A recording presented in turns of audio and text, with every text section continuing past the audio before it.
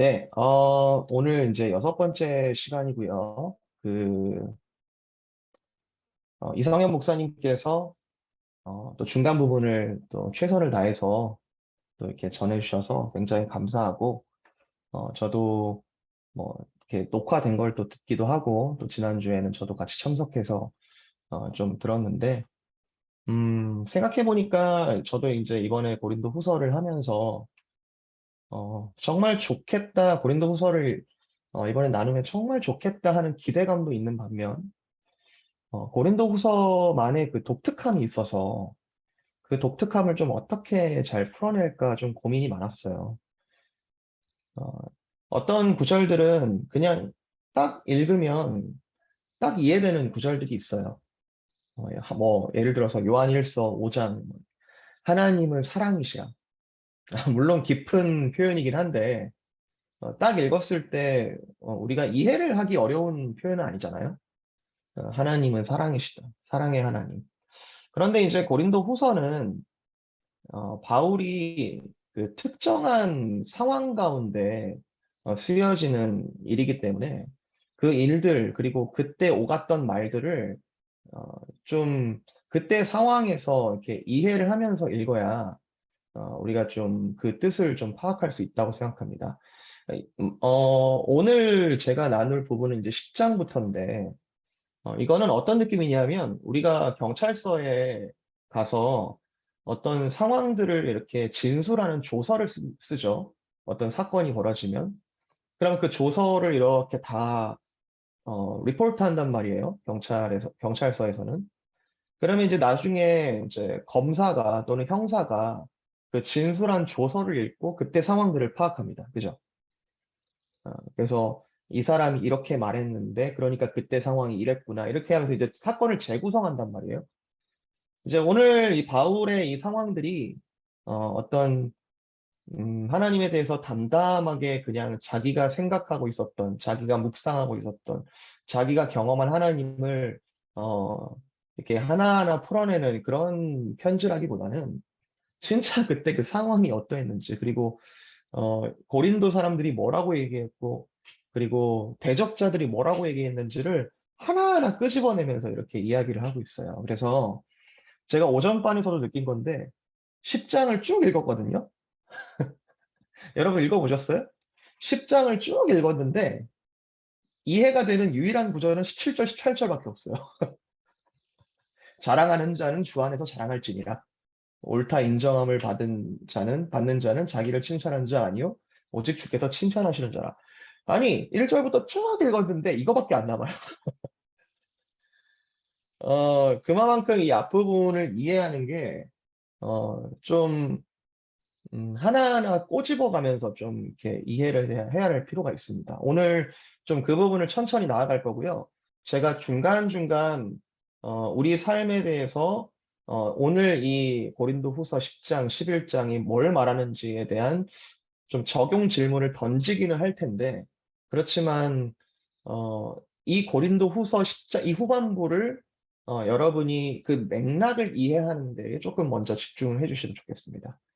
그렇게 이해한 다음에, 아마 이제 다음번에 다시 읽으실 때, 아, 이게 나한테 어떠한 의미가 되고, 주님께서 나의 지금 컨텍스트 속에서 이런 부분들을 말씀하시는구나, 이런 부분들을 깨닫게 될 거라고 생각합니다. 자, 정신 차리고 따라오셔야 돼요, 오늘은. 네. 음, 제가 화면을 공유하고.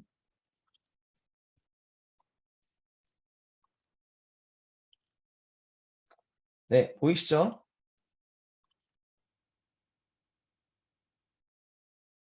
네.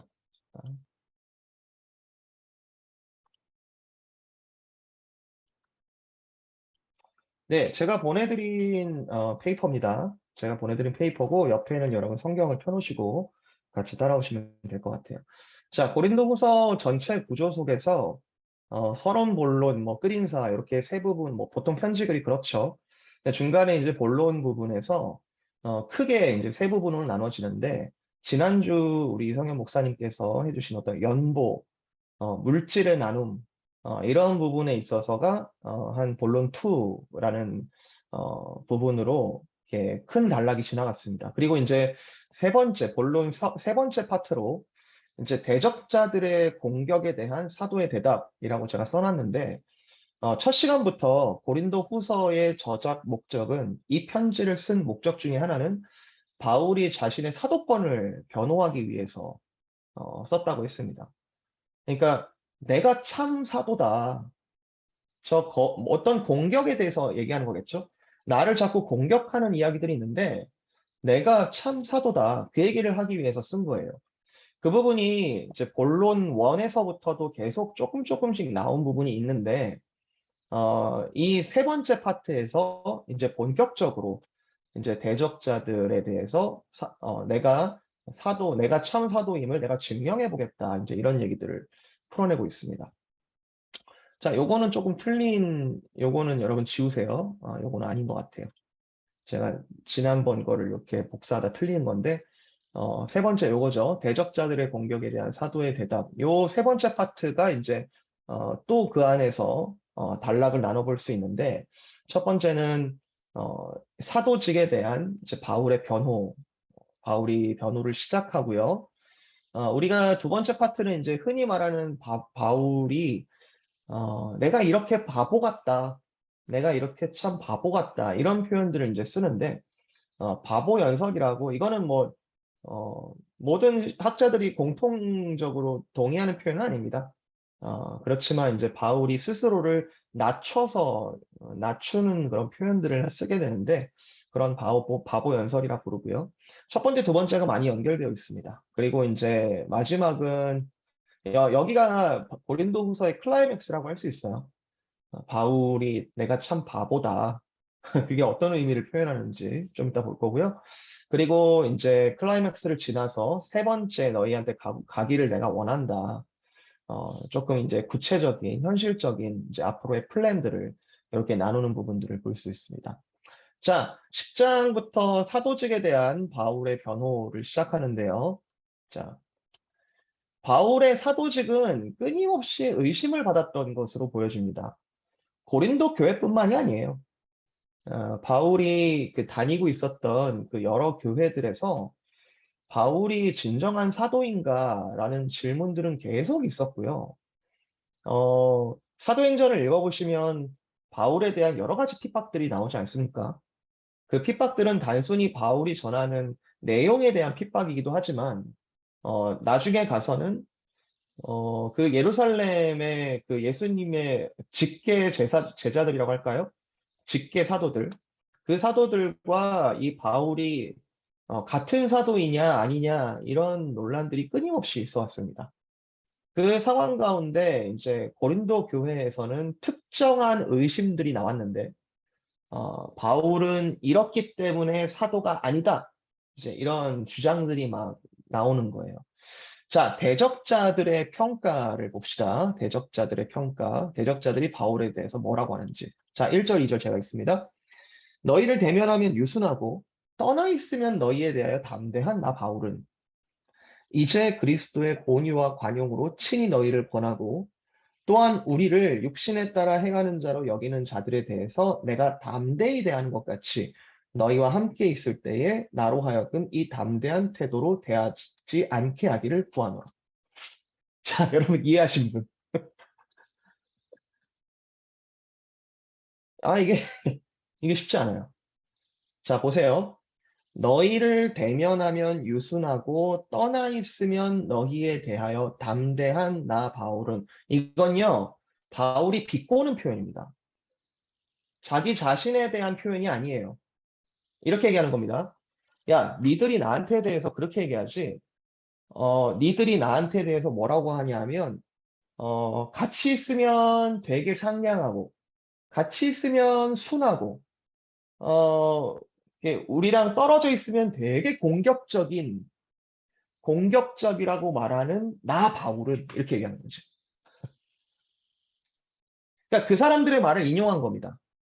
어, 너희랑 같이 있으면 순하다고 얘기하고 너희랑 떠나 있으면 되게 공격적이라고 이야기하는 나 바울은 되게 비꼬는 거죠.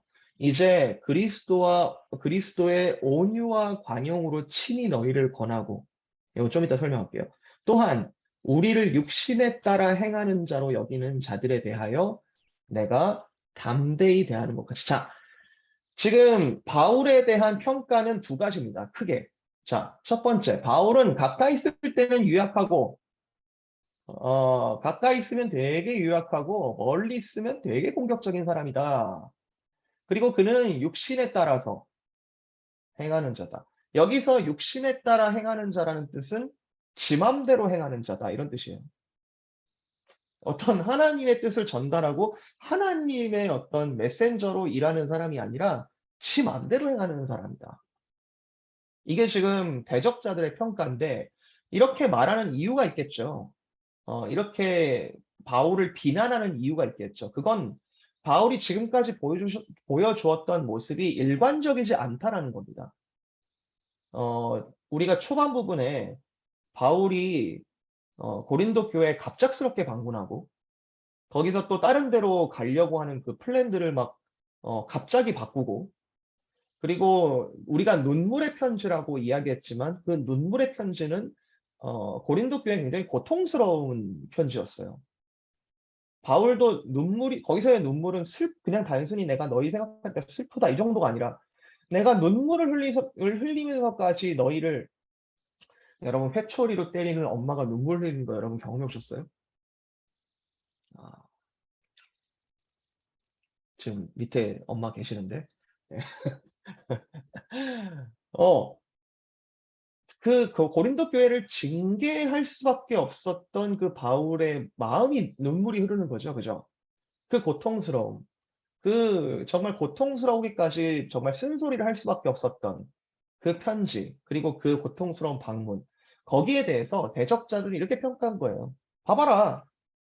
가까이 있을 때는 별말 안 하더니 멀리 있었을 때는 그렇게 공격적이고 치맘대로 해가지 않냐. 멀리서는 말로 가혹하게 대하며 실제로는 그렇기 때문에 실제로는 능력이 없는 사람이다. 외모도 그렇고 언변도 그렇고 건강도 그렇고 요 세 가지 다 나올 거예요. 뒤에 다 나와요. 능력이 참 없는 사람이다. 자, 그 말을 지금 바울이 끌어온 거예요. 끌어왔는데 바울이 이제 변론합니다. 뭐라고 변론하냐면 아니다. 아니다. 나는 가까이 있을 때는 우물쭈물하다가 멀리 가야지만 막 얘기하는 사람이 아니고 나는 언제 어디에 있든지 나는 그리스도의 온유와 간용으로 너희를 대하고 있다. 그리고 두 번째 뭐였어요? 지 맘대로 해간다. 그거였잖아요. 그리고 나는 어떤 사람에게는 그런 사람들 있잖아요. 강한 사람한테는 되게 쫄고 약한 사람한테는 막 허세 부리고 막대하는 사람들 있죠. 나는 그런 사람이 아니라 나는 어느 누구에게나 확실에 찬 담대함으로 행하는 사람이다. 지금 대적자들의 비판을 정면으로 지금 반박하고 있어요. 나는 누구 만나면 막 좀 쫄다가, 누구 만나면 막 얘기하다가 그런 사람이 아니고 나는 언제 어디든지, 그러니까 난 일관적이라는 거예요. 나는 언제 어디든지 그리스도의 온유와 관용으로 대하는 사람이고 나는 어느 누구에게나 나의 확신으로 말미암아 담대하게 행하는 사람이다.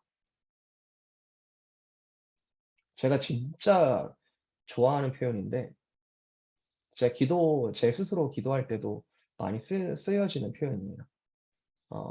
하나님 제가 겸손하고도 당당하기를 원합니다. 겸손하고도 담대하기를 원합니다. 진짜 제가 어떤 되고 싶은 모습이에요. 상황에 따라서 막 쫄거나 상황에 따라서 막 교만하거나가 아니라 정말 프람데오 주 앞에서 겸손하면서도 그러나 주님을 대적하는 이들에 대해서 담대하기를. 어떻게 보면 바울이 그런 모습을 보여준 겁니다. 나는 그리스도의 성품을 따라 너희를 계속 대하고 있고 내가 혹시 가혹하게 보이거나 내가 굉장히 공격적으로 보일 때는 너희를 향한 것이 아니라 대적자들을 향하는 것이다. 그러니까 대적자들의 평가는 일부분 맞죠?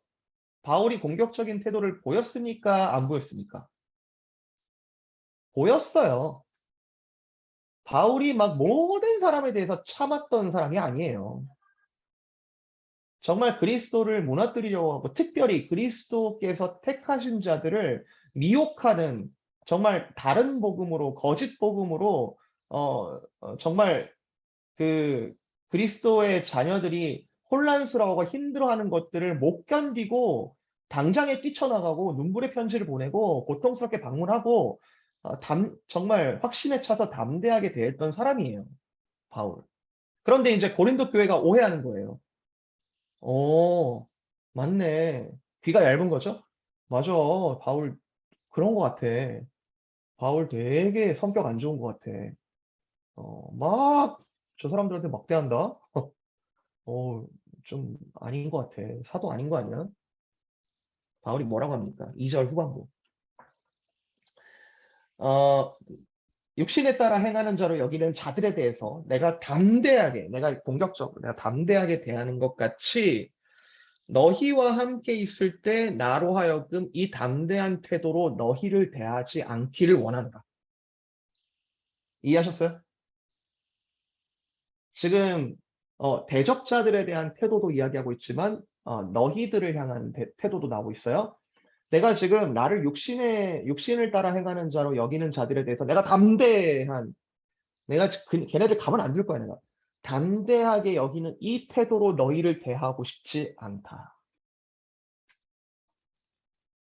그러니까 보세요. 지금 이 10장 이후에는 여러분이 세 부류를 구분하셔야 됩니다. 일단 바울이 있고요.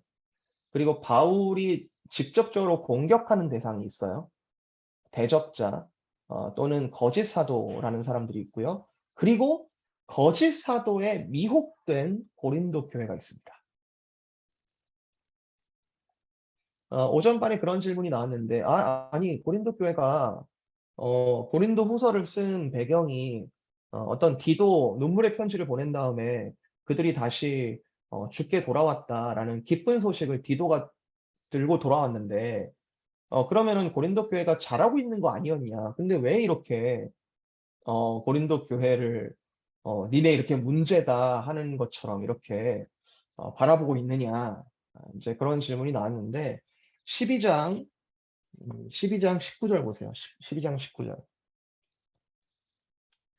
12장 19절. 너희는 이때까지 우리가 자기 변명을 하는 줄로 생각하는구나. 우리는 그리스도 안에서 하나님 앞에 말하는데 사랑하는 자들아 이 모든 것은 너희의 덕을 세우기 위함이다.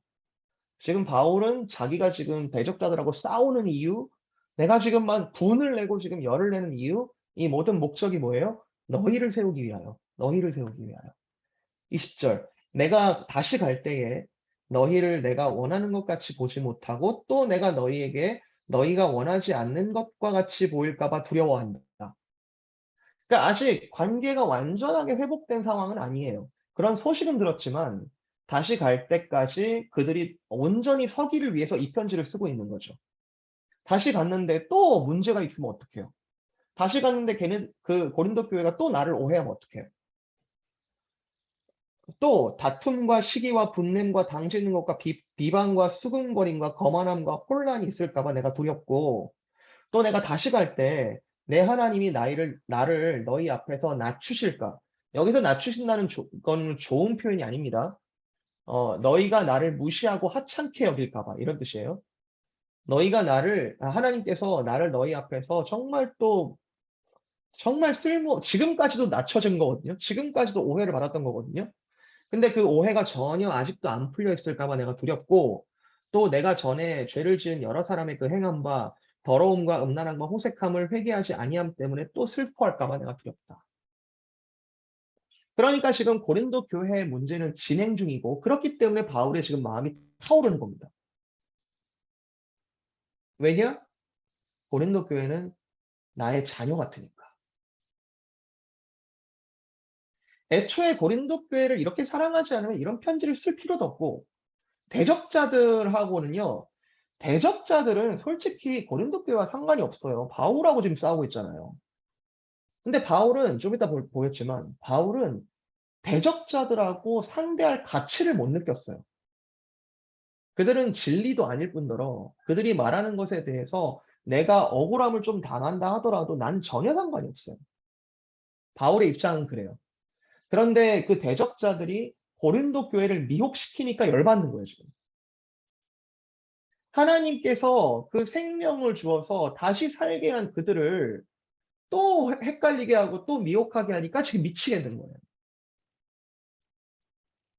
그래서 지금 이걸 쓰고 있는 거죠. 자, 다시 10장 2절로 돌아가면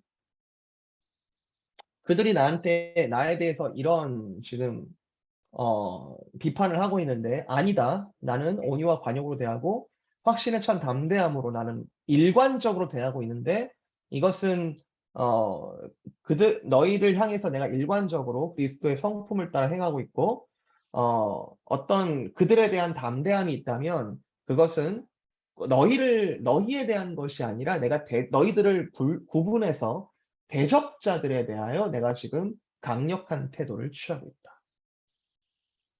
여러분 보십시오. 자, 여러분이 고린도 교회 교인이라고 생각해 보세요. 여러분이 고린도 교회 교인이라고 생각해 보시고 지금 대적자들과 바울이라는 두 부류가 있어요. 고린도 교회 앞에는.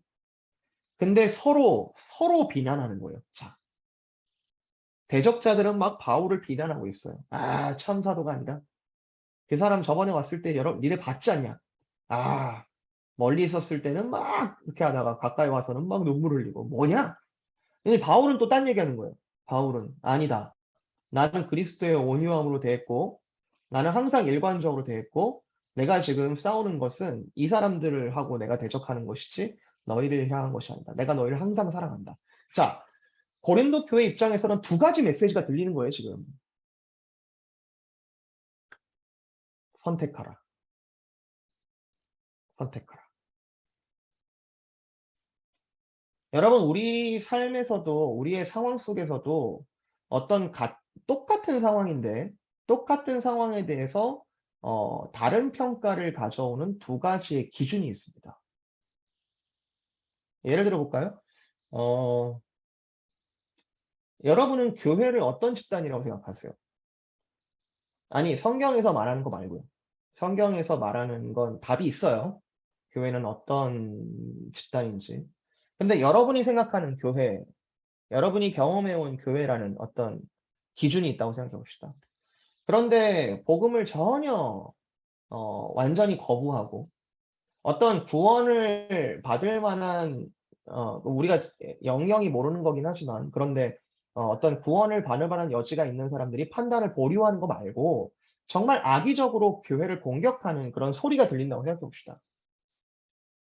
아, 교회에 막 그 다 위선적인 사람들만 모인 거고 뭐, 거기 있어도 뭐 평소에 똑같고 뭐 이런 막 소리가 들린다고 생각해 봅시다. 똑같은 교회에 대한 상황에 대한 여러 가지 소리예요. 여러 가지 소리예요. 저와 여러분은 말씀이 가르쳐주는 교회에 대한 분명한 이해가 있기 때문에 흔들리지 않을 거라고 믿습니다만, 그러나 우리가 교회에 대한 분명한 이해가 없다면은 10번 찍어서 안 넘어가는 놈 없잖아요. 계속해서 교회에 대한 비판적인 소리를 들으면 우리도 헷갈리지 않겠어요? 맞아. 목사님들 믿을 거 못 돼. 아, 뭐 임직받은 사람들 다 믿을 거 못 돼. 아니, 아니라는 거 알아요. 우리 아니라는 거 아는데 이런 소리가 계속 들렸을 때 우리가 분명한 기준이 없다면 흔들리지 않겠습니까? 여기서 고린도 교회가 나쁘다고 생각하지 않아요, 저는. 그런데 대적자들의 집요한 공격, 대적자들의 집요한 어떤 이야기들이 계속해서 복음을 흔들 수도 있겠다.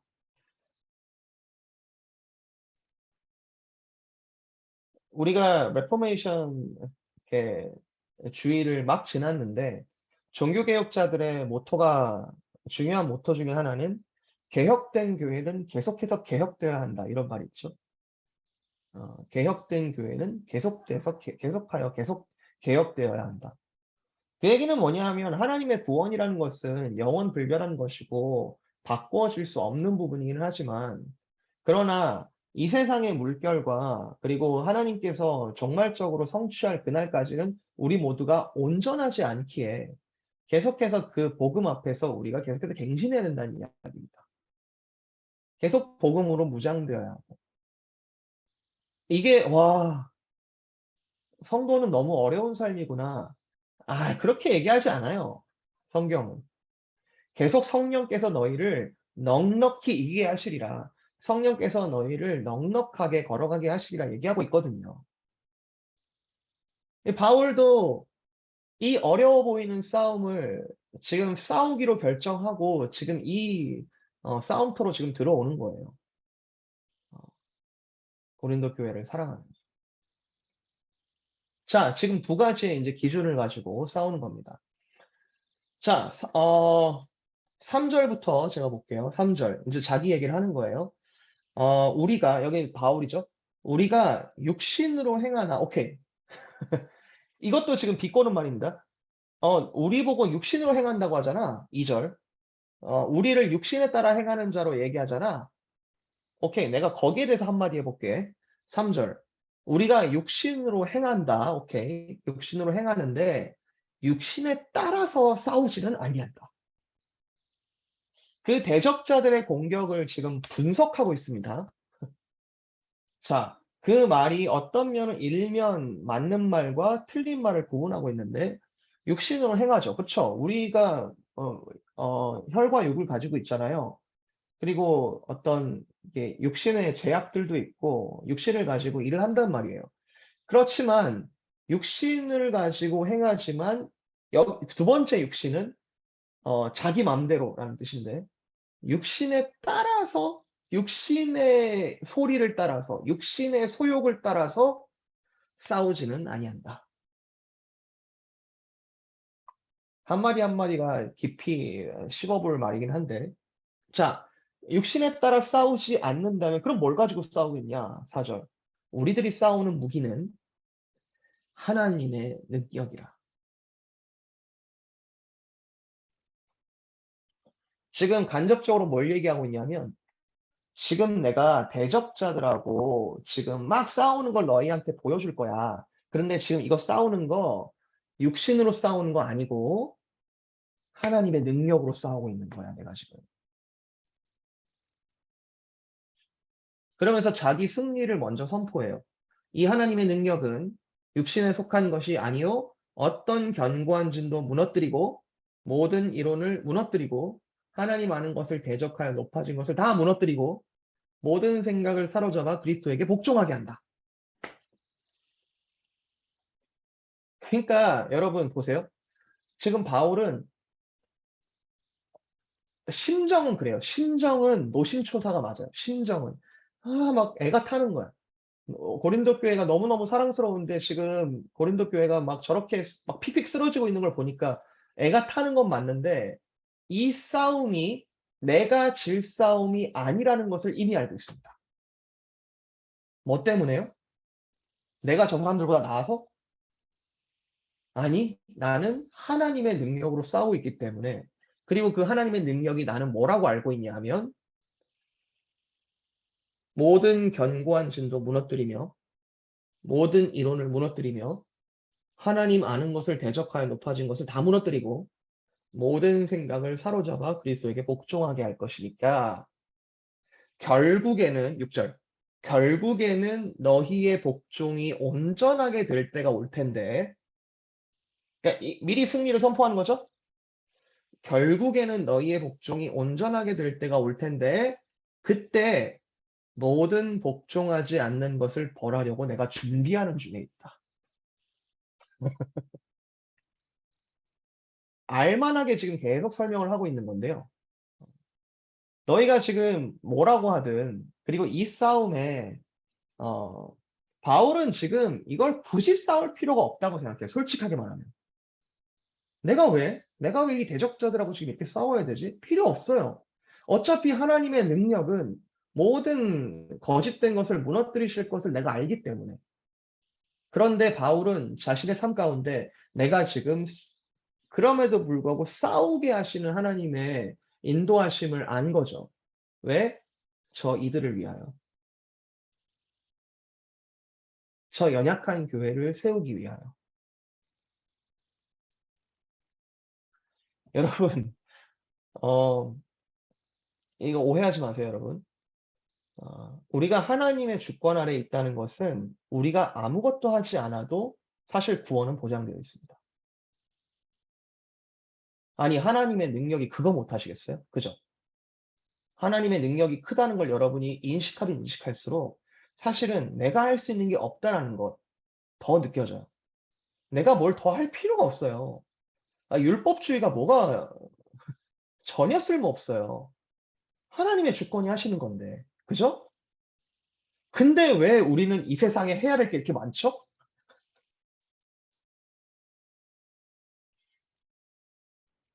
그것은 하나님의 사랑이 우리로 하여금 여기에서 그냥 머물러서 썩게 하는 것 자체가 하나님의 사랑이 아니라, 본질적인 사랑이 아니라, 사랑이 필요한 이들에게 내가 가지 않을 수 없게 만드는 것이 하나님의 사랑이기 때문에, 나 자체로는 사실 아무것도 하지 않아도 구원받는 거 맞는데, 그러나 연약한 자들을 위해서 가지 않을 수 없게 하는, 십자가에 예수 그리스도께서 십자가에 달리실 필요가 없었다니까요. 그분 자신만을 위해서 달리실 필요가 없었어요. 근데 우리를 위해서 달리신 것처럼 믿는 자들은, 정말 하나님의 사랑을 입은 자들은 그것에 감사하기 때문에 나 자신을 돌아보는 것이 아니라, 나 자신은 구원받았다니까요. 그런데 정말 내 주변에 있는 연약한 자들을 마음 아프게 만드시고 그들을 위하여 가지 않을 수 없고, 내가 내 힘과 노력과 물질과 어떤 내 애씀과 고통과 이런 것들을 감수하면서까지 그들에게 가게 하시는 것. 그 가운데 고난이 발생하는 겁니다. 그리스도를 위한 고난은 이렇게 풀어야 돼요. 그냥 내가 살아가다 보다가 어쩌다가 겪는 불행이 아니고요. 그리스도를 위한 고난을 나에게 채우노라라고 얘기했던 바울은 자기 자신의 구원을 위해선 더 이상 할 것이 없는 것을 알았는데, 그러나 그리스도께서 자꾸 나를 따라오라, 그리고 그 사랑을 전하라라고 말하는 그 부르심에 자기가 거부할 수 없어서 가는 거예요. 그리고 그게 고난이죠. 근데 거기서 얻어지는 즐거움이 뭘까요? 그 즐거움이 뭘까요? 우리 인생 가운데 세상의 법과 그리스도의 법은 정말 판이하게 다른데, 세상의 법은 자기 자신을 채우는 데 목적이 있습니다. 자기 자신을 채우는 데 목적이. 좀 이따가 이야기할 자랑이라는 것도 그래요. 자랑. 그런데 그리스도인들은 자기 자신을 채우는 것으로 기뻐하지 않습니다. 기뻐할 수도 없어요. 나로 인하여 누군가가 살아나고, 나로 인하여 누군가가 즐거워하고, 나로 인하여 누군가가 다시 한번 복음으로 세워지는 것, 그 자체를 기뻐하는 사람이 사실 본질적인 하나님의 사랑을 가진 사람들입니다. 서로 사랑하라. 이거 계명이 아니에요. 너무 당연한 얘기지. 그리고 거기서 즐거움을 얻는 사람들이죠. 내 것을 쓰더라도. 왜냐하면 나에게 있는 공급은 하나님께서 부족함 없이 주시기 때문에. 이해되세요? 자, 그래서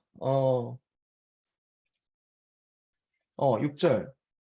너희의 복종이 온전하게 될 때 내가 모든 복종하지 않는 것을 벌하려고 준비하는 중에 있다. 내가 육신에 따라 싸우지 않는다 설명했죠. 내가 지금 싸우고 있는 것은 인간의 욕심을 충족하기 위하거나, 목적이 나 자신의 욕심을 충족하기 위한 것이나, 또는 싸우는 방법도 인간적인 수단으로 싸우는 것이 아니다. 방금 뭘로 싸운다 그랬어요? 하나님의 능력. 하나님의 능력으로 싸운다고 했고, 그것은 이러한 효과들을 가집니다. 하나님을 아는 지식을 전한 유일한 통로이자 다른 어떤 이론들과의 전쟁에서 승리하고, 인간의 생각과 계획을 결국에는 그리스도에게 복종시키는 것이다. 바울은 믿었어요. 주님께서, 그리고 그 믿고 기도했어요. 주님께서 너희 고린도 교회를 그리스도를 아는 지식, 하나님을 아는 지식으로 결국에는 복종시켰을 때, 그때 내가 저들을 벌하겠다. 마치 알곡과 가라지가 있는데 지금은 내가 건들지 않겠지만 추수 때에 알곡은 풍성한 열매를 맺는데 가라지는 쓸모없는 모습. 그 추수 때에 너희의 알곡을 온전히 거두어서 곡간에 넣고 정말 쓸모없는 것들은 바람에 날리는 겨와 같이 내가 다 버리겠다.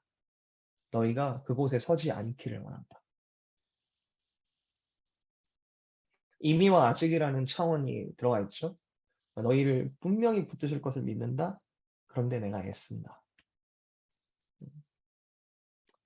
자, 어, 깊은 얘기들이 계속 나오고 있습니다. 자, 7절. 너희는 외모만 보는도다. 말이 짧죠? 너희는 외모만 보는도다. 만일 사람이 자기가 그리스도에게 속한 줄을 믿는다면, 그러니까 너희가 그리스도인이라고 스스로 자처한다면, 너희가 그리스도에게 속한 것처럼 우리도, 여기서 우리도는 바울이에요. 우리도 그러한 줄을 다시 한번 생각해 봐라. 이런 얘기죠. 너희가 진짜 그리스도인이라고 생각하니? 야, 다시 한번 생각해 보자. 내가 그리스도인 아닌 거 맞아? 확실해? 확실해? 너희도 지금 그리스도인이라고 얘기하잖아. 근데 진짜 내가 그리스도인 아니니? 자, 일단 질문을 던졌어요. 8절. 주께서 주신 권세는 너희를 무너뜨리려고 하신 것이 아니요 세우려고 하신 것이니 내가 이에 대하여 지나치게 자랑하여도 부끄럽지 않다. 자, 무슨 말이냐면요. 지금 1대1의 관계 속에서 니네 그리스도인이야? 나 그리스도인이야. 이 정도 아니라 지금 바울은 뭘 변호하냐면 사도, 너희를 가르치고 너희들을 치리하고 너희들을 인도하는 어떤 사도라는 차원에서 인정을 하고 있냐라고 지금 반문하고 있는데 주께서 너희에게 이렇게 대하도록 하게 하신 이 권세는 너희를 무너뜨리려고 한 게 아니라 너희를 세우려고 한 것인데 대적자들이 나한테 대해서 뭐라고 하든지 간에 나는 자랑스럽다. 다른 말로 나는 떳떳하다.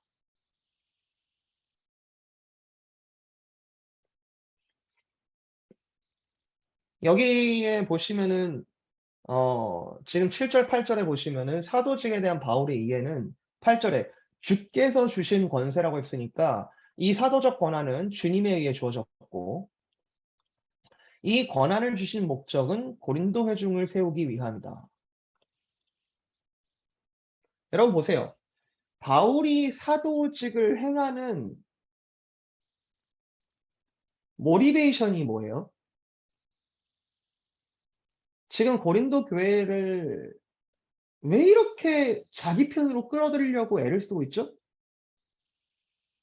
뭐 때문에 지금 바울은 이 고생을 하고 있는 거죠? 그렇게 하게 된 첫 번째 원인. 주님이 하라고 했으니까. 자기 뜻이 아니에요. 주님이 하라고 했으니까. 주님이 하라고 했으니까. 주님이 하라고 했으니까. 자, 두 번째. 왜 이렇게 애를 쓰죠? 목적이 뭐죠? 결국에 뭘 만들라고? 뭘 만들라고? 자기한테 뭐 좀 더 돌아오는 게 있나? 권한을 주신 목적은 너희를 위하여. 바울에게 떨어지는 게 아무것도 없어요. 바울에게 좋은 게 아무것도 없다니까요. 이 사도적인 권한은 주님이 하라고 했으니까 한 거고요. 이 하라고 하신 그 목적은 뭐냐면 바울 너를 위하여 아니요. 고린도 회중을 세우기 위해서. 그런데 지금 고린도 교회가 막 자기를 향해 막 오해하고 있잖아요. 그러니까 밑을 노르시죠. 아니 사실 좀 엄밀히 말하면 되게 sarcastic하게 얘기하면 미칠 필요도 없어요. 바울은 뭐 자기한테 뭐 남는 것도 없는데 아이고 내가 했는데 실패했네. 뭐 더 애를 써봐야. 그럴 수 있잖아요. 근데 바울은 애가 타는 심정이 주님께서 나에게 맡기신 사람들이고, 그리고 그 회중을 세우기 위해서. 자, 9절. 내가 어, 이는 내 편지들로 너희를 놀라게 하려는 것 같이 생각지 않게 하며. 여러분 이거 잘 이해하셔야 돼요. 자, 8절에 보면은 자, 자기가 떳떳하다고 했죠. 자기가 하게 된 이 동기라든지 목적이라든 것이 나에게 있지 않고 주님께서 너희를 위하여 하라고 하신 나는 통로로 쓰이는 것인데 그 과정 가운데 내가 이것을 자랑한다 해도 부끄럽지 않다. 자, 이 말은요. 이 당시에 자랑이라는 것은 자기 자랑을 한다는 것은 지금 현대에도 자기 자랑은 굉장히 꼴불견입니다. 그죠? 지금 현대에도 막 자기 자랑을 막 늘어놓는 것에 대해서 덕스럽게 보지 않아요. 그죠? 이 당시도 마찬가지입니다. 자기 자신을 자기 이익을 위하여 자기 자랑을 하는 사람들에 대해서는 덕스럽지 못하다. 굉장히 부끄러운 일이다. 라는 인식이 있었어요. 인식이 있었는데 지금 바울이 자랑이라는 단어를 썼어요. 내가 이것에 대해서 자랑하고 싶다. 내가 이것에 대해서 자랑하리라. 이제 고린도 교회 입장에서 보면은 이런 거예요. 에? 바울이 자기 자랑을 시작했네? 왜 저래? 바울이 왜 지금 자기 자랑을 하고 있지? 여기에 대해서 놀랄까 봐. 9절. 내가 이 편지들에 내가 자랑을 쓰는 것에 대해서 너희가 좀 의아하게 생각할지도 모르겠다. 이 얘기예요. 어. 자, 자랑하다라는 건요. 제가 페이퍼에 썼는데 자랑하다는 거는 바울에게 있어서는 최선이 아닙니다. 바울은 굳이 자기 자신을 자랑할 필요가 없습니다. 왜냐면 아까 선언했잖아요. 하나님의 복음이라는 것은 훨씬 더 고차원적인 것이기 때문에 그 대적자들의 말에 일일이 내가 비교하고 하나하나 말꼬투리 잡고 하나하나 내가 더 우월하다는 것을 증명할 필요가 없어요. 필요가 없는데 대적자들이 계속 지금 공격하는 거예요. 근데 대적자들의 눈높이에 맞춰서 어떻게 보면은 고린도 교회의 눈높이에 맞춰서 이 대적자들과 고린도 교회의 눈높이에 맞춰서 복음적으로 변증하고자 대응적으로 채택된 방법. 할 필요가 없는데 내가 한번 자랑 한번 해볼게. 자, 자랑을 하는 이유 뭐라고요? 너희를 위해서. 내가 너희를 다시 한번 세우기 위해서 정말 내키지 않는데, 그리고 내가 보기에는 진짜 이건 궁극적으로 진리를 말하는 것도 아닌데, 내가 한번 내 자랑을 해서라도 너희를 한번 다시 한번 세워볼게. 이 얘기예요. 자, 그 자랑이 뭔지는 좀 이따 볼 텐데, 불가피한 자기 자랑이죠. 내가 어쩔 수 없이 자랑해보겠다. 대적자들아, 한번 니들이 말하는 자랑하고 내가 말하는 자랑하고 한번 비교해보자. 오케이. 한번 해보자. 그래서 바울이 바보 같다고 하는 겁니다. 내가 지금 자랑을 하고 있는 이 처지가 너무 바보 같은 거예요. 바울은 지금 쓸모없는 얘기를 하는 것 같은 거예요, 자기는. 굳이? 굳이? 부득불이라는 단어 나오거든요. 부득불. 자, 11장 1절. 11장 1절. 원하건대 너희는 나의 좀 어리석은 것을 용납하라. 청하건대 나를 용납하라. 여러분, 바울은 고린도 교회에게 이런 평가를 받을 만한 인물이 아닙니다. 참사도예요. 근데 일부러 자기가 자기 자랑을 하는 약간 광대 같은 우스꽝스러운 부끄러운 그런 바보 같은 그런 모습을 내가 보일 때 너희는 잠깐만 참아볼래? 잠깐만 참고 한번 들어봐 줄래? 너희는 나를 용납하라.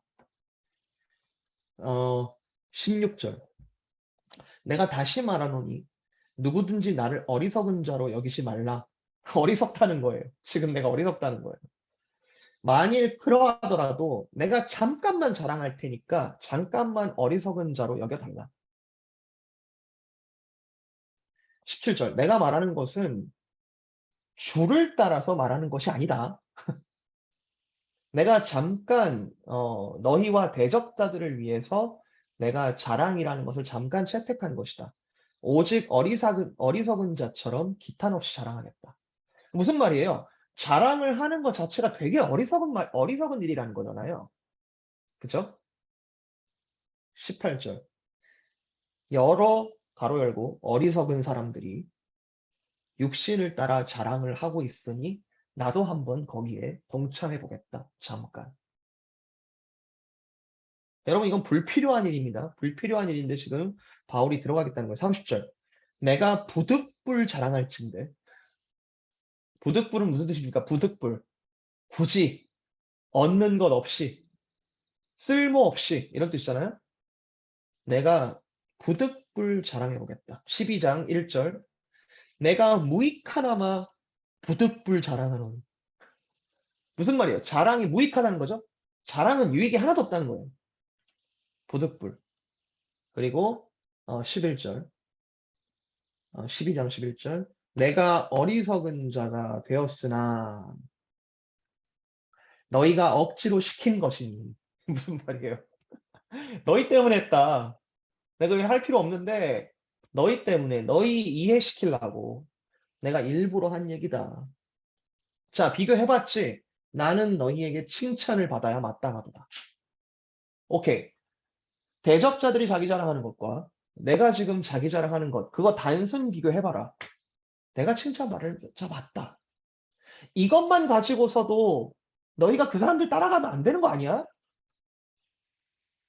이것만 가지고서도 너희가 나 따라와야 되는 거 아니야? 그러니까 마치 여러분 부모가 자녀를 이해시키려고 정말 바보같이 되는 거예요. 바보같이 돼서 그 눈높이에 맞춰가지고 이렇게라도 그 자식의 마음을 살려고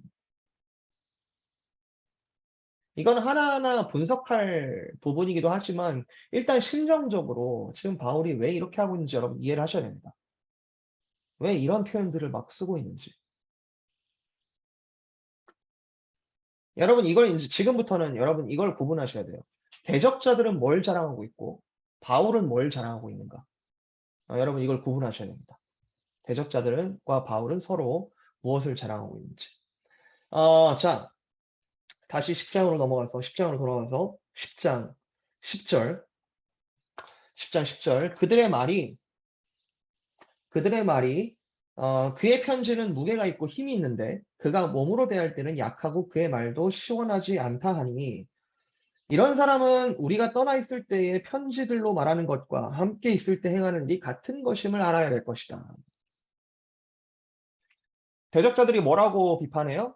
바울은 의사소통에 일단 문제가 있다. 편지는 굉장히 강압적이고 되게 공격적인데 그의 외모는 굉장히 연약하고 연설 기술이 굉장히 시원찮다. 제가 조금 다른 말로 정리했는데 이중인격인데다가 외적인 자질이 굉장히 부족하다.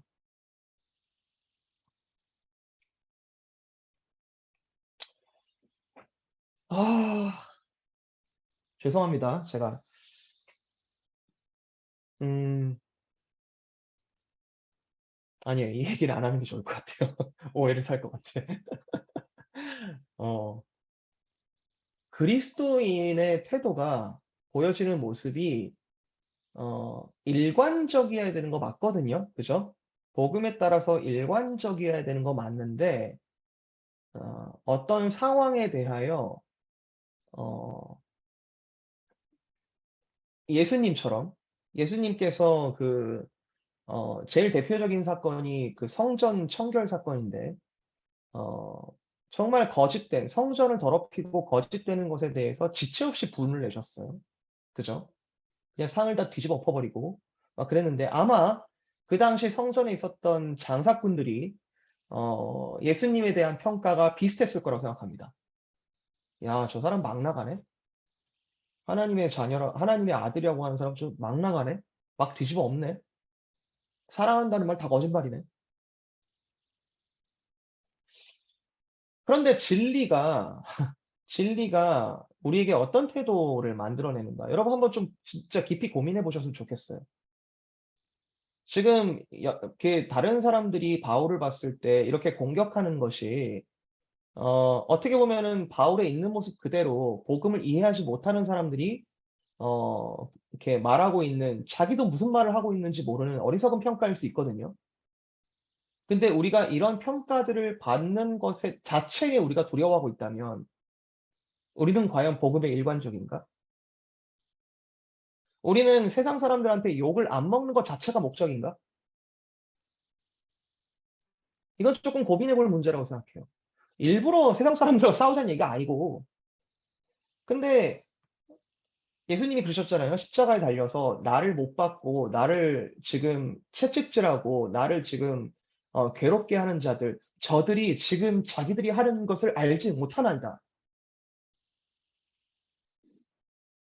그리스도인들을, 교회들을 공격하는 그 모든 목소리와 그런 모든 태도들에 대해서 우리가 다 일일이 싸워야 되는 것은 아니지만, 그리고 그런 말 안 들으려고 노력해야 되고 살아가려고 하는 것이 과연 우리가 취해야 되는 태도가 맞을까? 우리의 어떤 복음적인 태도는 세상 사람들로 하여금 그 복음을 알지 못하기 때문에 불편하게 만들고, 또 우리에 대해서 심지어는 공격하거나 심지어는 악의적으로 말하거나 그런 경우들이 있을 수도 있지 않을까.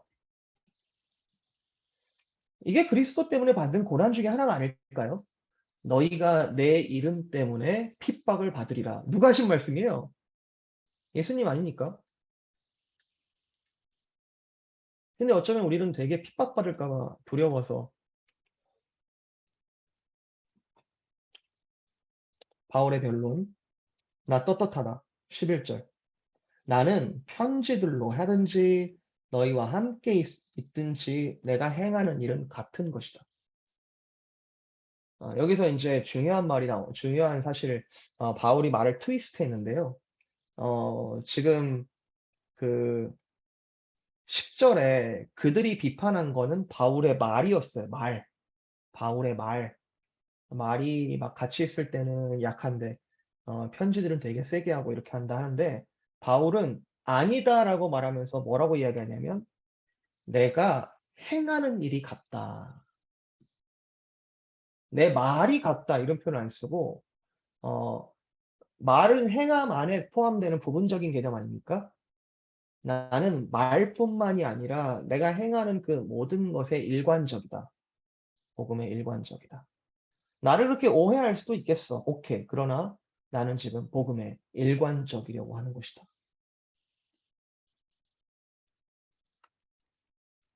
여러분 잘 따라오고 계시죠? 굉장히 지금 바울이 한마디 한마디가 어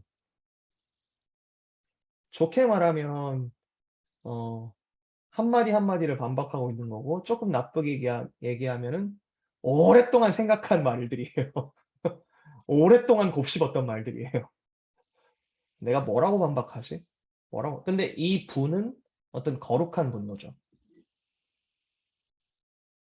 분노는 뭐 때문에? 내가 억울해서가 아니고 저런 말들 때문에 지금 헷갈려하는 고린도 교회 때문에. 내가 지금 당장 갈 수도 없고. 바울이 성격이 우리가 생각하는 그런 성격은 아닌 것 같아요. 제가 아무리 봐도. 바울은 행동주의자, 액티비스트. 자, 12절. 우리는 우리는 자기를 칭찬하는 어떤 자와 더불어 감히 짝하며 비교할 수 없노라. 뭡니까? 나를 같은 비교 대상에 두지 마라, 제발 좀.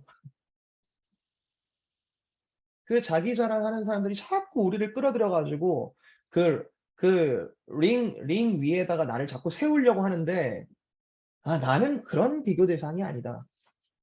그들은 어떤 사람이냐면 그들은 자기로서 자기를 헤아리고 자기로서 자기를 비교하니. 여러분 이거 우리의 모습과 크게 다르지 않습니다. 우리 그런 말 많이 쓰죠.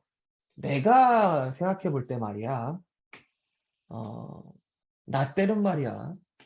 내가 경험해 보니까 말이야. 어, 내가 지금까지 살아보니까 말이야. 그럼 뭡니까? 아니, 그 연륜과 그 어떤 삶의 지혜에 대한 부분들을 인정을 한다고 하지만 지금 제가 표현한 뉘앙스는 좀 부정적이었죠?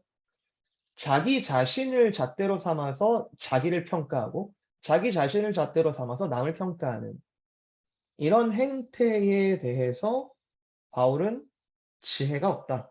좀 뒤에 보면 이제 어리석다 이런 표현을 하고 있어요. 자기 자랑의 동기와 기준은 대적자들은 자신들의 탁월함을 스스로 높이기 위하여 자신들이 가지고 있는 것을 기준으로 하여 자기와 상대방을 평가합니다. 그러니까 대적자들의 그 비판하는 기준부터가 틀렸다라고 이야기를 하는 거예요. 그들이 지금 나를 비판하는 그 기준들에 대해서 이 고린도 교회여 한번 봐봐라. 그들은 자기들이 가지고 있는 것을 가지고 기준으로 자기를 평가하니 참 어리석지 않냐. 바울의 반응, 어리석다, 지혜가 없다. 나는 그 부류에 속하고 싶지 않다. 그런데 이따가 자기 자랑하러 들어가는 거는 거기에 일부러 들어가는 거예요. 일부러. 일부러. 자, 이 두 번째. 그러면 바울의 자기 자랑의 동기와 범위는 뭐냐? 13절. 그러나 우리는 분수 이상의 자랑을 하지 않고 오직 하나님이 우리에게 나누어 주신 그 범위의 한계를 따라 하노니 곧 너희에게 이른 것이라. 우리가 너희에게 미치지 못할 자로서 스스로 지나쳐 나아간 것이 아니요 그리스도의 복음으로 너희에게까지 이른 것이라. 우리는 남의 수고를 가지고 분수 이상의 자랑을 하는 것이 아니라 오직 너희 믿음이 자랄수록 우리의 규범을 따라 너희 가운데서 더욱 풍성하여지기를 바라는데 이는 남의 규범으로 이루어 놓은 것으로 자랑하지 아니하고 너희 지역을 넘어 복음을 전하려 함이라. 제가 지금 쭉 읽었지만 제가 풀어볼게요. 13절. 자, 우리는 내가 지금 자랑을 시작한다 하더라도 내가 지나치게 어리석게 분수 이상으로 자랑을 하지 않겠다. 이제부터 내가 할 자랑은 사실은 하나님께서 범위로 지어주신 그 안에서 내가 자랑을 한번 해보겠다. 내가 지금 그 사람들이 정말 내가 부득불 내가 올라가고 싶지 않은 그 링 위에 내가 올라가서 자랑을 한다 하더라도 그 자랑은 분수 이상의 자랑을 하지 않을 거고 하나님께서 우리에게 주어진 그 범위 안에서 자랑을 하려고 하는데 여러분 이 범위가요 한정적이지 않습니다. 이것은 곧 너희에게 이른 것인데 14절 우리가 너희에게 갈 만한 능력이 없거나 너희에게 갈 만한 지혜가 없거나 그런 사람이라서 너희에게 그 정도밖에 못한 사람이 아니고 그리스도의 복음이 우리를 거기까지 이끌겠다. 그런데 15절 16절 남의 규범으로 이루어 놓은 것으로 자랑하지 않고 너희 지역을 넘어 복음을 전하려 합니다. 이 말은 뭐냐면요. 고린도 지역에 있었던 다른 그 거짓 사도들 그리고 지금 바울을 공격하는 대적자들이 지금 왜 바울을 공격하냐면 고린도에서 꺼지라는 거예요. 고린도에서 더 이상 장사하지 마라 이 얘기예요. 여기는 우리 땅이니까 네가 와가지고 어줍지 않은 복음 전하지 말고 넌 나가라 하면서 지금 별의별 짓을 다 하고 있는 거 아니에요. 고린도 교회 교인들을 미혹하고 그 사람 사도 아니에요 하면서 계속 공격하고 있잖아요. 그러니까 그 대적자들이 자랑하고 있는 범위는 어디입니까? 대적자들이 자랑하고 있는 범위는 고린도예요. 이해되시죠? 고린도에서 자기들이 바울보다 낫다 이거예요, 지금. 고린도라는 범위 내에서 한번 비교해 보니까 야, 이거 바울은 우리가 꺾을 수 있겠는데? 바울은 꺾을 수 있겠는데? 근데 지금 바울은 뭐라고 하냐면요. 그 범위라는 것이 우리가 지을 수 있는 게 아니고 하나님께서 우리에게 이끌어 가시는 그 모든 범위들을 따라서 내가 가는 것뿐인데 나는 16절 후반부 너희 지역을 넘어 복음을 전하는 사람이기 때문에 그 지역적인 그 싸움에 내가 들어가서 자랑을 할 이유가 전혀 없다. 나의 자랑의 범위는 그것 이상이다.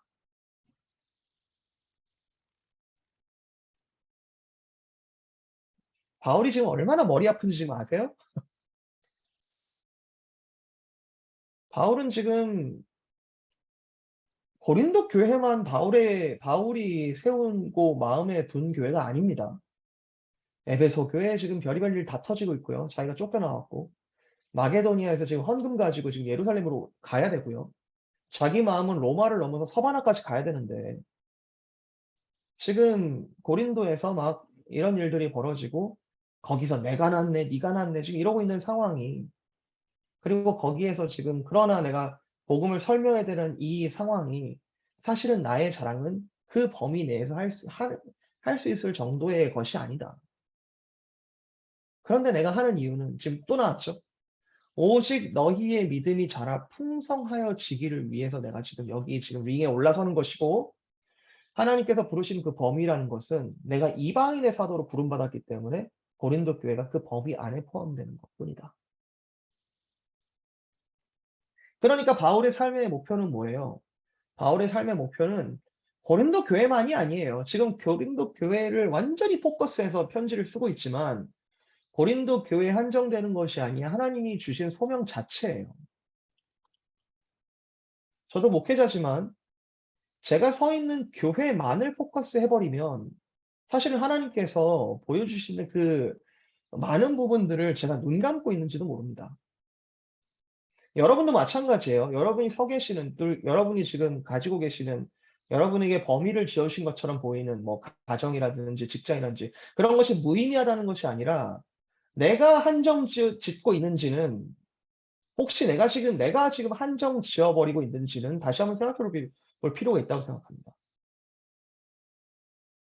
끊임없이 한번 생각해 볼 필요가 있어요. 하나님께서 나를 부르심이 이것만일까? 물론 작은 일에 충성된 자가 더 큰 일도 맡기리라는 그 하나님 나라의 원리가 있죠. 작은 일도 못하면서 다른 거 하고 싶어 하고 이건 아니에요.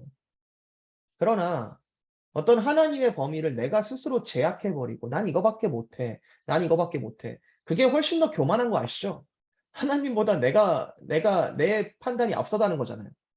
난 이거밖에 못해. 나 이거밖에 못할 거야. 내가 알아. 내가 가지고 있는 기준으로. 그런데 바울은 하나님께서 지금 나를 이끄신 것이 난 항상 오픈 마인드 되어 있고 고린도 교회가 자랑할 만한 게 풍성하게 서는 것뿐만 아니라 지금 바울의 목표는요. 대적자들을 이기는 것 자체의 끝이 아니에요. 대적자들로부터 고린도 교회가 바로 서서 너희가 또 다른 교회를 세우는데 동참하기까지 나는 더 멀리를 바라보고 있다.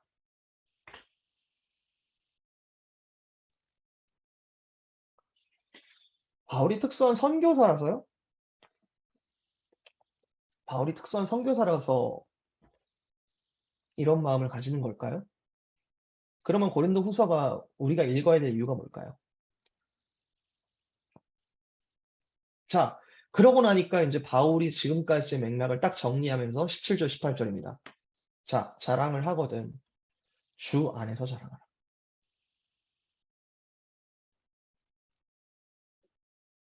예레미야 9장에서 인용을 한 건데요. 여호와께서 하신 일을 통해서 이해하고 아는 것을 자랑하라. 여호와께서 하신 일을 통해서 하나님을 이해하고 알게 되는 것을 자랑하라. 그리고 이것은 동시에 바울이 만났던 그리스도. 바울은 구약의 전문가인데요.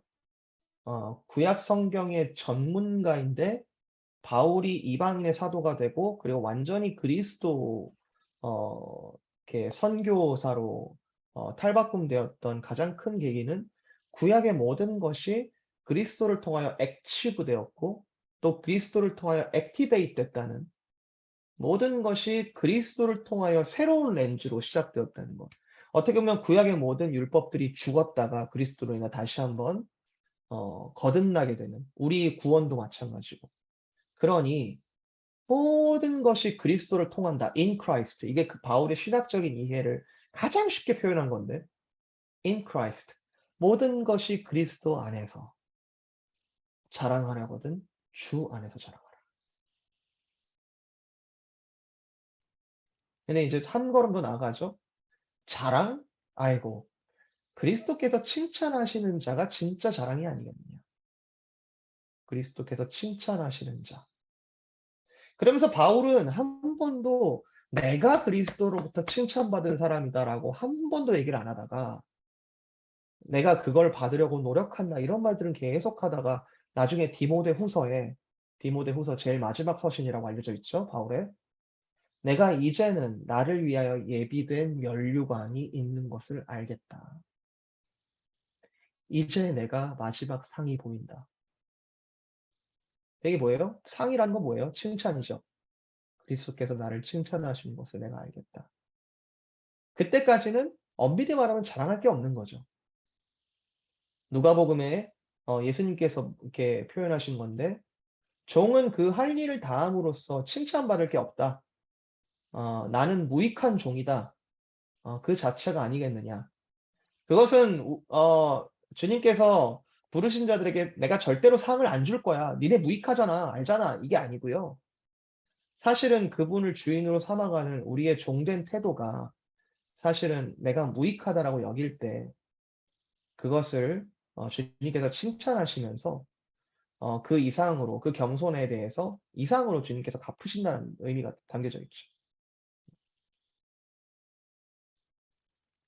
자, 그럼 누가 지금 칭찬을 받겠냐? 그리스도를 자랑하는 자. 그리스도를 자랑하는 자. 자, 여러분 여기까지 혹시 질문 있으세요?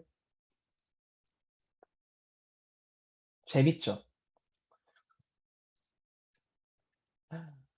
재밌는데 이 바울의 생각들을 쭉 따라가셔야 돼요.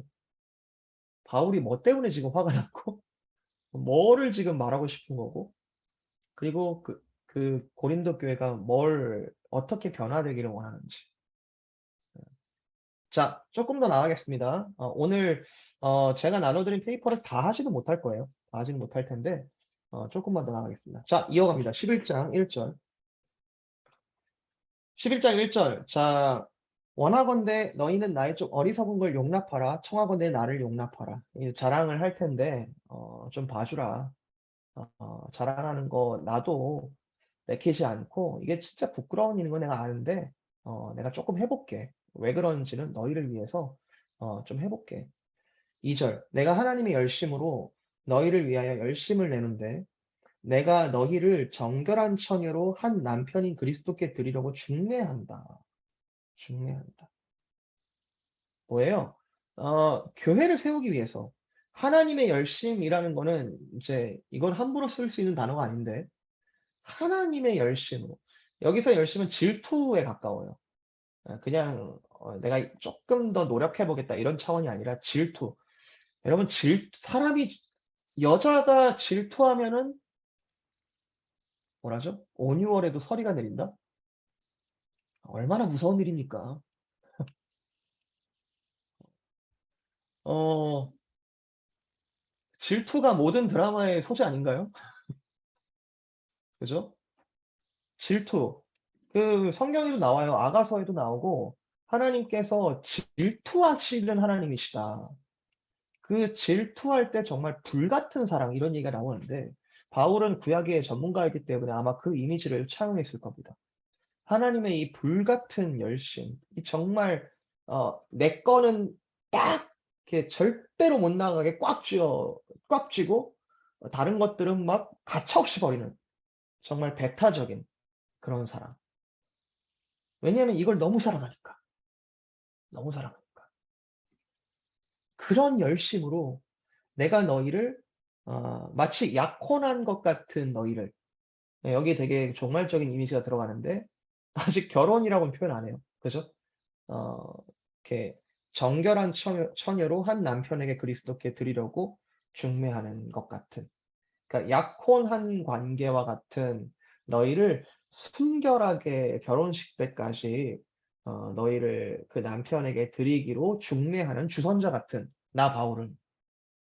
근데 지금 상황을 보니 그러나 3절 뱀이 그 관계로 하와를 미혹하는 것 같이 너희 마음이 그리스도를 향하는 진실함과 깨끗함에서 떠나서 부패할까 봐 내가 두렵다. 하하, 지금 문제가 생긴 거예요. 그죠? 마치 어, 첫 범죄, 그 뱀이 하와를 꼬셨을 때 하와가 꼬시기 전에는 몰랐는데 이 꼬실 때에 훅 이제 마음이 흔들려서 저거 먹어도 괜찮겠는데? 맛있겠는데? 이렇게 해서 넘어가는 것 같이 그렇게 해서 부패할까 봐 내가 두렵다. 그 부패하게 되는 과정 내용은 뭐냐면 4절. 만일 누가 너희한테 가서 다른 예수를 전파하거나 다른 영을 받게 하거나 다른 복음을 받게 할 때 요거 비꼬는 표현입니다. 야, 니들이 잘 그때는 봤더라. 야, 니네 좋다고 그때 봤더라. 지금 바울이 질투한다고 얘기했죠? 질투한다? 그 느낌으로 여러분 여기를 읽으면 그냥 기가 차는 거예요. 그러니까 아주 요즘에 드라마적인 표현으로 얘기하면 이제 불륜을 했다는 거예요. 야, 니네 그거 잘도 받아 먹더라. 내가 남편인데 잘도 가더라.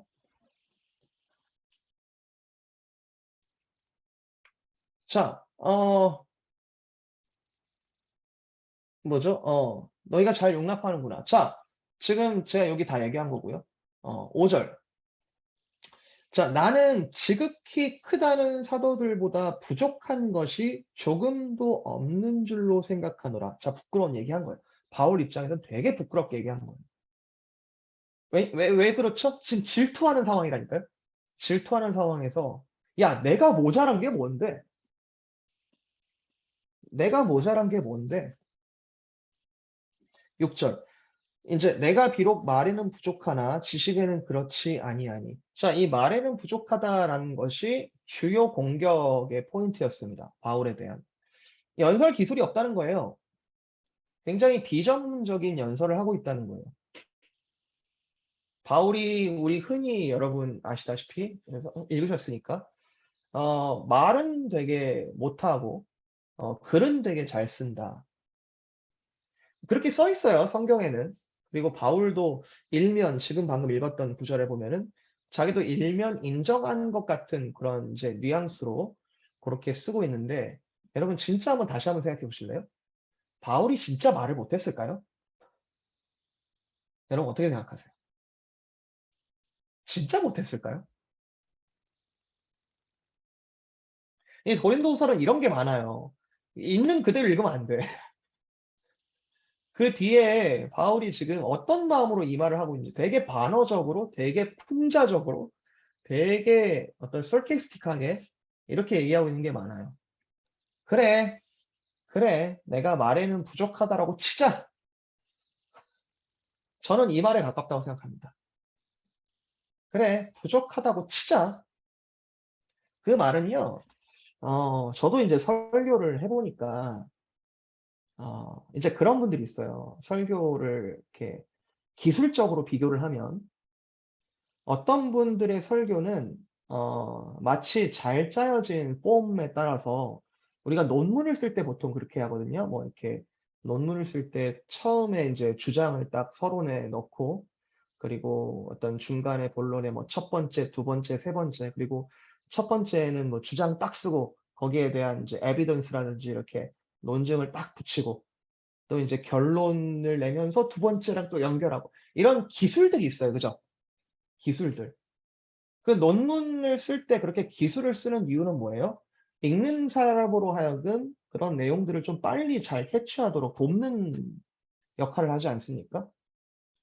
이렇게 설교를 하거나 어떤 이제 주장을 이제 말로 펼칠 때 그런 어떤 구조적인 기술들을 잘 쓰면 저 사람이 뭘 얘기하려고 하는구나라는 의도들을 잘 캐치할 수 있는 도구가 되기는 합니다. 그죠? 예를 들어 이제 어떤 설교가들은 항상 어떤 설교를 하든지 간에 이제 첫째, 둘째, 셋째 뭐 이렇게 하시는 분이 있어요. 어, 뭐 오늘 이 본문을 통해서 이 세 가지를 나누려고 합니다 하면서 이제 첫째, 둘째, 셋째 이렇게 하면요.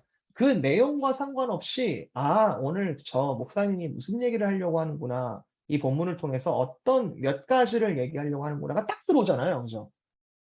그리고 그게 나중에 딱 설교가 끝나고 나서도 딱딱딱 포인트를 집었기 때문에 잘 기억에 남을 수 있는 스킬이에요. 스킬.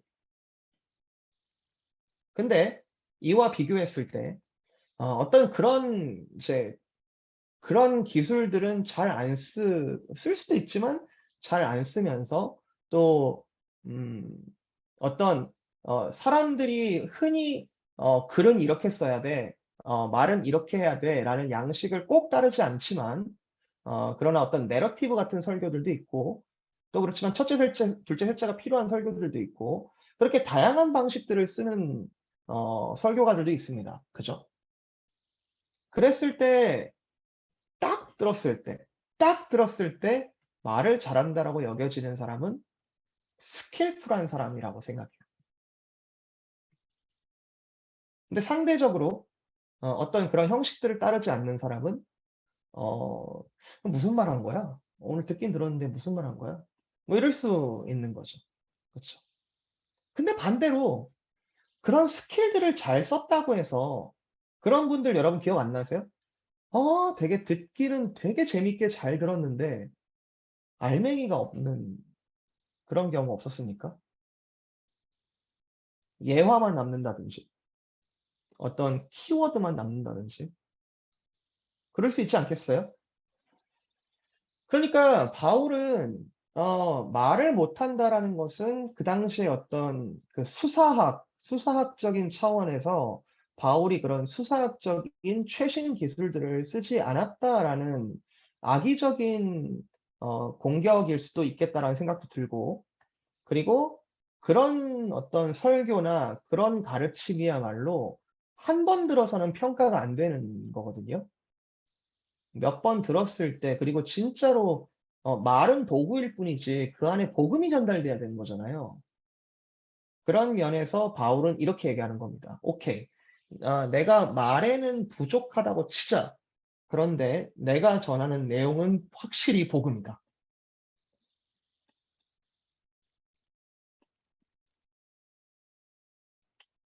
더욱 중요한 건 이겁니다. 음 6 절 "이것을 우리가 모든 사람 가운데서 모든 일로 너희에게 나타내었노라." 여러분 이거 되게 의미심장한 표현인데요. 바울은 아니야. 내가 말에는 부족하다고 치자. 근데 내가 지식은 아니거든. 내가 지식을 얼마나 너희한테 잘 전해 줬는데. 이게 아니고요. 내가 아는 것을 모든 일로 너희에게 showing했다.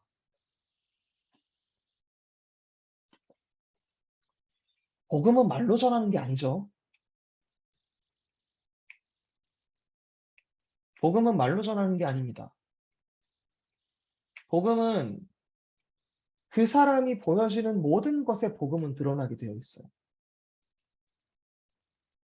그렇지 않습니까? 우리가 이거 너무너무 쉬운 얘기인데 어렵지 않은 얘기잖아요.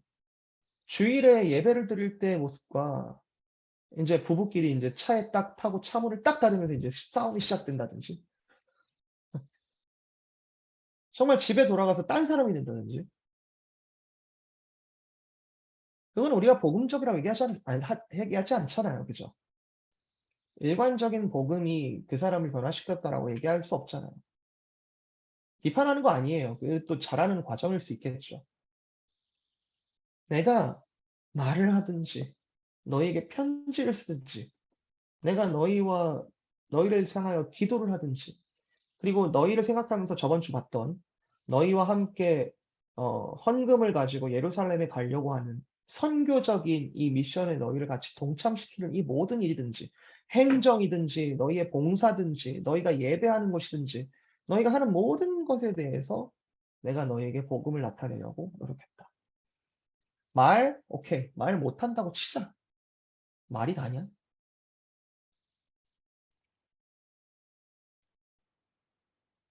자, 두 번째 비판은 이건 조금 이해가 필요합니다. 바울이 공격받았던 두 번째 이유는 바울은 고린도 교회로부터 돈을 받지 않았다는 것 때문에 비판받았습니다. 우리는 보통 반대로 이해하거든요. 돈을 받았으니까 받았으니까 나쁜 돈 뭐 이렇게 할 수 있는데 바울은 고린도 교회로부터 돈을 받지 않고 복음을 전하면서 사역을 했다는 것이 비판의 포인트 중에 하나였습니다. 재정적인 후원을 거부했어요. 자, 이게 왜 문제가 되냐면 1세기 당시에 어떤 서포터와 이렇게 리시버 어떤 후원자와 그리고 그것을 이제 받는 자의 어떤 특수한 관계가 있었습니다. 어떤 사역을 한다, 어떤 일을 한다라는 건 자기 돈으로 하는 게 아니에요. 누군가가 이제 돕는 자가 있었고, 그리고 그것을 받으면서 그것을 행해야 될 의무가 있는 관계가 있었습니다. 근데 그 관계 가운데 반드시 필요한 것은 제가 간단하게만 설명드리면 그 후원자의 명예를 높이는 일입니다. 저에게 이런 걸 주셔서 감사합니다. 이건 뭐 1세기뿐만 아니라 지금도 있는 일이고, 그리고 르네상스 시대에 레오나르도 다빈치라든지 뭐 미켈란젤로라든지 수많은 이제 예술가들이 후원자의 그 후원을 통해서 그 예술 작품들을 할 수 있었고 활동들을 할 수 있었고 그분들의 어떤 이름을 기리는 그런 작품을 만든다든지 그런 일들을 했었습니다. 그게 당연한 거예요. 기브 앤 테이크잖아요. 그리고 거기서 관계가 형성이 되고요. 그런데 바울은 특정 후원자들의 명예를 높일 수 있는 이 가능성들을 처음부터 거절했습니다. 이거 제가 아주 쉬운 예로 얘기해 볼게요. 어떤 교회가 개척을 하는데 어떤 교회가 개척을 할 때 어떤 대단한 큰 도너에 의해서 그 교회가 재정적인 후원을 받아서 썼다고 생각합시다. 나쁜 일 아니에요.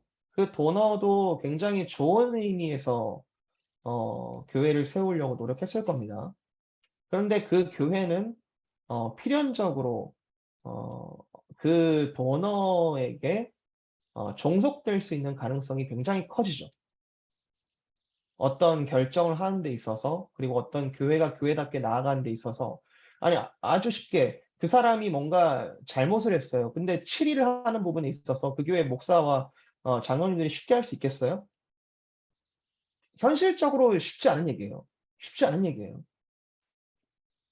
바울은 처음부터 고린도 교회에 아무것도 받지 않았습니다. 궁극적인 후원자가 하나님이심을 드러냈을 때 이 대적자들은 뭘 공격했냐면 봐봐라. 바울이 너희랑 아무 관계 맺고 싶어 하지 않잖아. 자기 마음대로 하고 싶어 하잖아.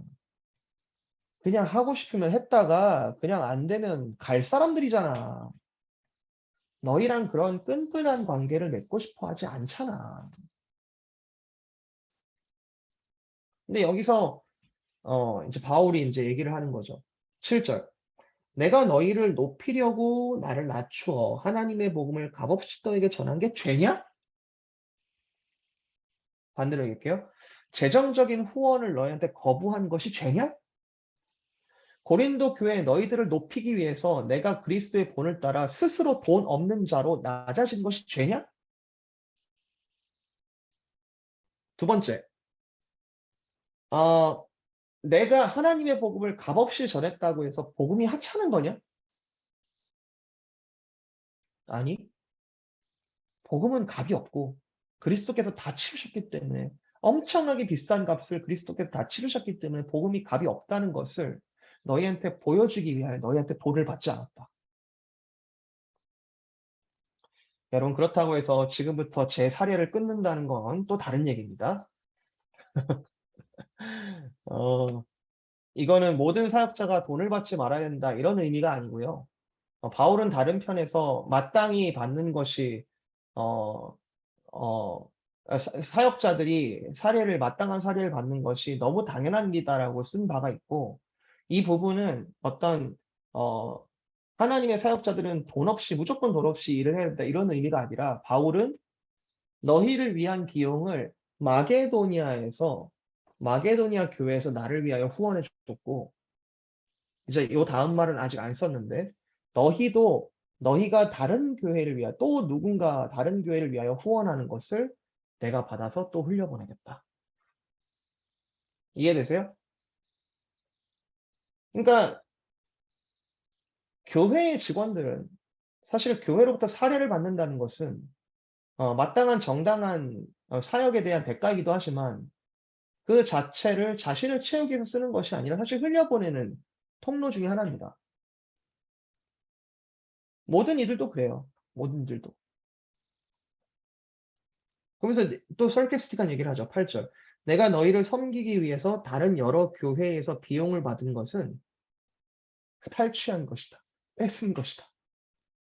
내가 다른 교회에서 뺏어 가지고 그렇게 해서라도 그렇게 비용을 채워서라도 너희를 섬기고 싶었다. 자, 바울 10절. 그리스도의 진리가 내 속에 있으니 아가야 지방에서 나의 이 자랑이 막히지 아니하리라. 무슨 말이에요? 나 떳떳하다. 내가 이렇게 한 거 떳떳하다. 9절. 내가 너희와 함께 있을 때 비용이 부족했는데 실제로 돈이 없었는데 내가 너희한테 손을 벌리지 않은 것은 마게도니아에서 온 형제들이 나에게 부족한 걸 다 보충하였고 내가 모든 일에 너희에게 폐를 끼치지 않기 위해 스스로 조심하였고 또 조심하리라. 앞으로도 계속 이렇게 하리라. 10절, 11절. 이게 왜 그렇냐? 내가 너희를 사랑하지 않는 거냐? 하나님은 아십니다. 난 앞으로도 12절. 나는 내가 해온 그대로 앞으로도 할 것이다. 여기에는 그 말이 숨겨져 있다고 했죠. 너희도 또 다른 교회를 위하여 섬겨줄 것을 내가 요청한다. 벌써 했고요. 아까 8장, 벌써 8장 9장에 그런 얘기 했고요. 이게 하나님의 교회가 금전적으로 서가는 원리다라는 것을 지금 이 대적자들의 주장을 공격을 반박하면서 가르치고 있습니다. 자, 여러분에게 하나만 질문할게요. 되게 무거운 질문일 수 있는데 저와 여러분은 자신의 행위를 변론할 만한 복음적인 근거를 가지고 있나요? 내가 지금 왜 이렇게 행동하는지 여러분 근거를 가지고 있으십니까? 내가 계속 이렇게 할 만한 이유가 분명히 있음을 여러분 가지고 있으십니까? 바울이 특별하다고 생각하면 여러분 성경의 많은 부분을 잃어버리는 거예요. 바울은 되게 특별한 사람이고 나랑 좀 다른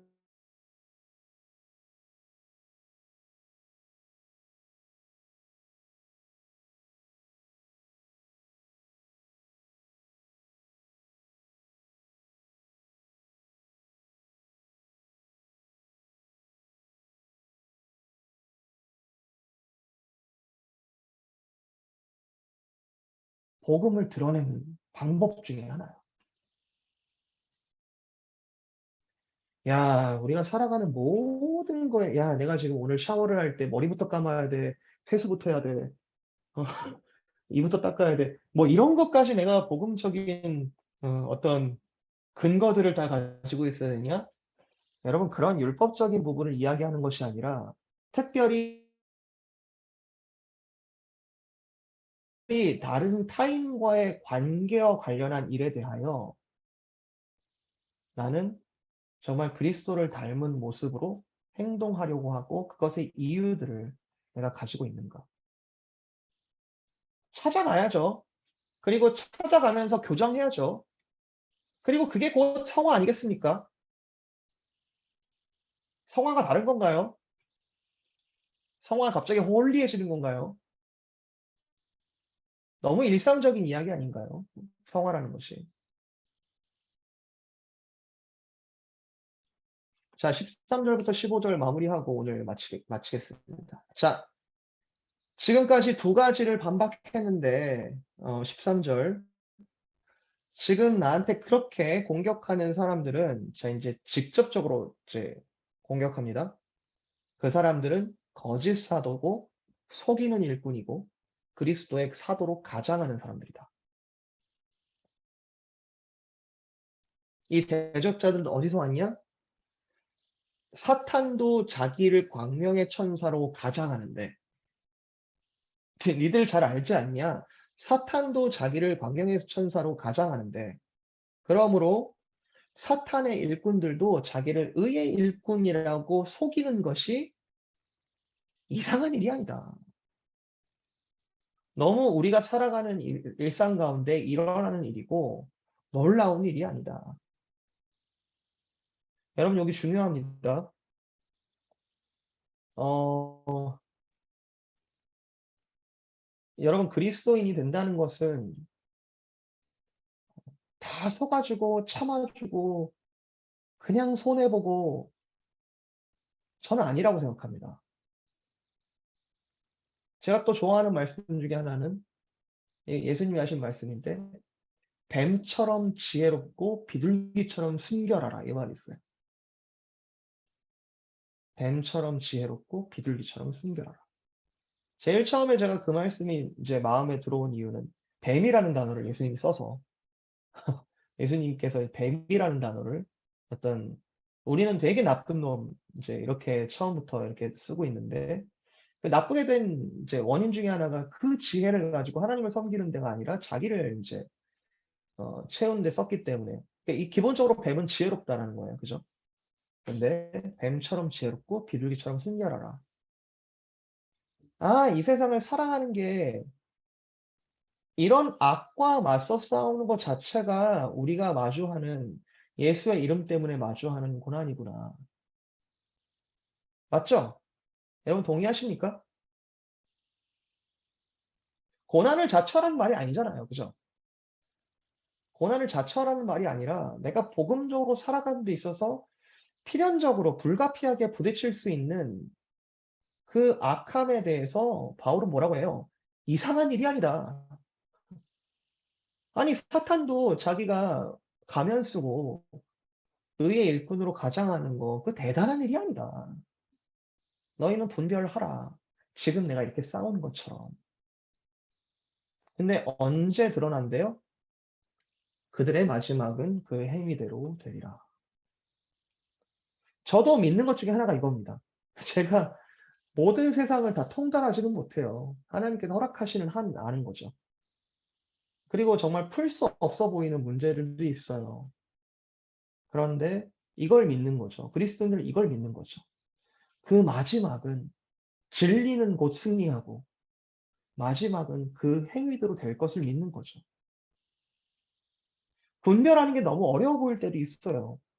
심지어 내가 막 속아 넘어가는 것 같아서 내가 막 가슴을 치고 후회할 때도 있어요. 그런데 그때마다 복음에 비추어서 다시 한번 분별하고 그리고 마지막은 그 행위대로 될 것이니 거기서 내가 동참하고 있었다면 얼른 끊고 악한 자는 그렇지 않은데 바로에 나는 겨와 같으니 복 있는 자는 악한 자의 자리에 함께 앉지 않는다. 시편 1편 말이죠. 그리고 의의 길로 걸어가려고 노력한다. 이런 말이죠. 자, 이것도 중요한 무거운 질문일 수 있는데 어, 저와 여러분은 그리스도의 사도들과 속이는 자들을 분별할 수 있겠는가? 분별할 수 있다면 그 분별할 수 있는 기준은 무엇일까?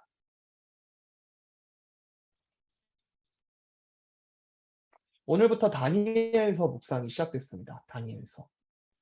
와, 분별이 필요한 시대였을 것 같아요. 그리고 이제 다니엘은 이제 내일 본문인데 다니엘은 뜻을 정하여 하면서 이제 자기를 이제 지키는 환관장에게 이제 자기는 채소만 먹겠다고 뭐 이렇게 이제 이야기를 하는 모습이 나오죠. 바벨론 입장에서 보면요 또라이예요. 죄송합니다 이런 표현서 바벨론 입장에서 보면은 미친 거예요. 그거 뭐야 얘. 근데 우리도 그렇게 보일 수 있는 여지가 있지 않을까요? 그리스도인들은 세상의 기준으로 볼 때. 그런데 그걸 지켜나갈 이유가 있지 않을까요? 그리고 거짓 사도들이 다 자기들이 맞다라고 얘기할 때 그거 아니다라고 이렇게 편지를 썼던 바울처럼. 근데 그 동기가 뭐라고요? 주님께서 나를 부르셨기 때문에. 두 번째, 내가 나와 관계한 사람들이 너무 사랑해서.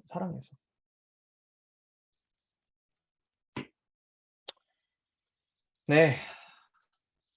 아마 다음 주에 볼 이제 11장 후반부와 12장이 고린도 후서의 가장 클라이막스라고 생각합니다.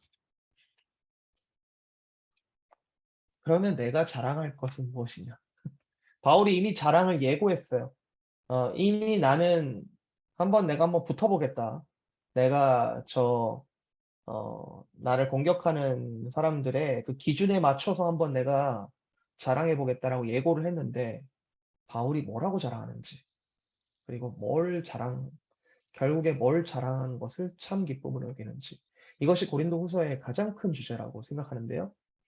여러분 또 미리 읽어보시고, 서두에 고린도 후서 한 8번을 읽으시라 이런 얘기 했는데, 오늘 이 부분은 아마도 그냥 읽었을 때는 잘 이해가 어려우셨을 거예요. 근데 오늘 따라간 부분들 제가 조금 빠르게 진행을 했는데, 어쨌든 그 뉘앙스를 드러내려고 많이 노력을 했는데, 어, 한번 바울의 심정으로, 그리고 여러분이 바울도 돼보고, 거짓 선지자도 돼보고, 또 그 고린도 교회 입장에서도 한번 다시 읽어보시면서, 정말 그리스도께서 오늘 내가 있는 현장에서 어, 정말 정신을 차리라 이런 표현들 나오는데, 신약 성경에 보면은 이렇게 정신을 차리고 때가 악한 줄을 알고 이런 얘기들을 하고 있는데, 우리가 뭘 기도해야 될지, 그리고 어떤 말씀들을 붙잡으면서 걸어가야 될지 좀 확인하는 그런 시간들이 됐으면 좋겠습니다. 벌써 다 끝나가거든요. 그쵸? 고린도후서 이제 거의 끝나가는데 어, 잘 랩업을 하면 좋겠습니다.